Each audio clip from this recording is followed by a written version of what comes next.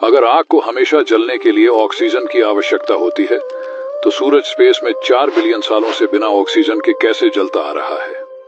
अगर मैं कहूं सूरज जल ही नहीं रहा है, तो जब कागज के एक टुकड़े को माचिस से आग लगाई जाती है, तो कागज के रासायनिक यौगिकों में मौजूद परमाणु वायुमंडल में ऑक्सीजन के अणुओं के साथ मिलकर रासायनिक तरीके से जलने लगते हैं। पर सूरज जलता ही नहीं है। सूरज एक बहुत ही अलग प्रक्रिया को अंजाम दे रहा है, जिसे परमाणु संलयन कहा जाता है।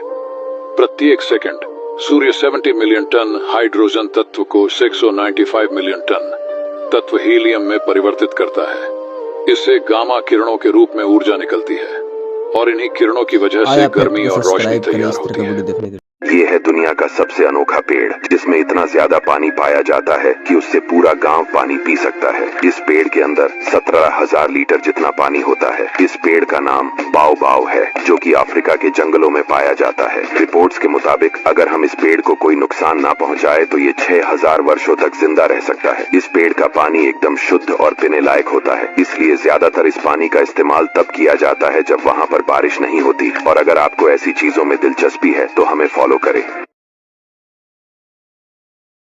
ये है दुनिया का सबसे अनोखा पेड़, जिसमें इतना ज्यादा पानी पाया जाता है कि उससे पूरा गांव पानी पी सकता है। इस पेड़ के अंदर 17,000 लीटर जितना पानी होता है। इस पेड़ का नाम बाओबाओ है, जो कि अफ्रीका के जंगलों में पाया जाता है। रिपोर्ट्स के मुताबिक अगर हम इस पेड़ को कोई नुकसान ना पहुंचाए तो ये 6,000 वर्षों तक जिंदा रह सकता है। इस पेड़ का पानी एकदम शुद्ध और पीने लायक होता है, इसलिए ज्यादातर इस पानी का इस्तेमाल तब किया जाता है जब वहाँ पर बारिश नहीं होती। और अगर आपको ऐसी चीजों में दिलचस्पी है तो हमें फॉलो करें।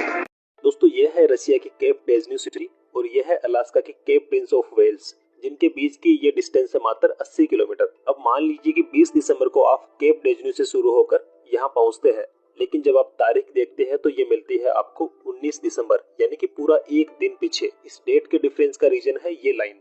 ये है इंटरनेशनल डेट लाइन, जो पैसिफिक ओशन में रफली 180 डिग्री लॉन्गिट्यूड्स के लॉन्ग गुजरती है।